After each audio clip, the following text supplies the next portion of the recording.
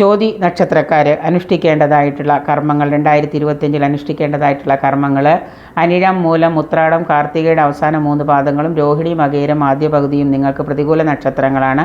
ഈ ദിവസങ്ങളിൽ നിങ്ങൾ വലിയ നല്ല കാര്യങ്ങളൊന്നും ചെയ്യാതിരിക്കുന്നത് വളരെ ഉത്തമമായിരിക്കും. സാമ്പത്തിക ഇടപാടുകളൊക്കെ ചെയ്യുന്നതൊക്കെ ഈ നക്ഷത്രക്കാരുമായിട്ട് സാമ്പത്തിക ഇടപാടുകളോ ബിസിനസ് പങ്കാളികളോ ആക്കുന്നത് നിങ്ങൾക്ക് കൂടുതൽ ദോഷം ചെയ്യുന്നതാണ്.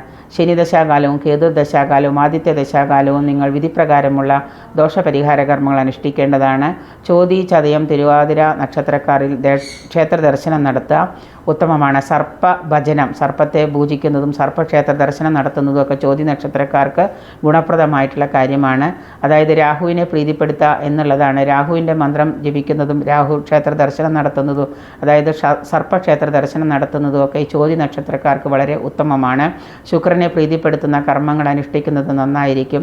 ചോതിയും വെള്ളിയാഴ്ചയും കൂടി വരുന്ന ദിവസം ലക്ഷ്മി പൂജ നടത്തുന്നത് നിങ്ങൾക്ക് കൂടുതൽ ഉത്തമമായിരിക്കും. കറുപ്പ് നിറത്തിലുള്ള വസ്ത്രമോ ഇളം നിറത്തിലുള്ള വസ്ത്രമൊക്കെ ധരിക്കുന്നത് നന്നായിരിക്കും. നിങ്ങളുടെ ദേവത എന്ന് പറയുന്നത് നക്ഷത്ര ദേവത വായുവാണ്. ചോതി നക്ഷത്രത്തിൻ്റെ ദേവത ഓം വായവേ നമ എന്നുള്ളതാണ് ഈ മന്ത്രം. ചോതി നക്ഷത്രക്കാരെ ഓം വായവേ നമ എന്നുള്ളത് 1008 നിരന്തരം ജപിക്കുക.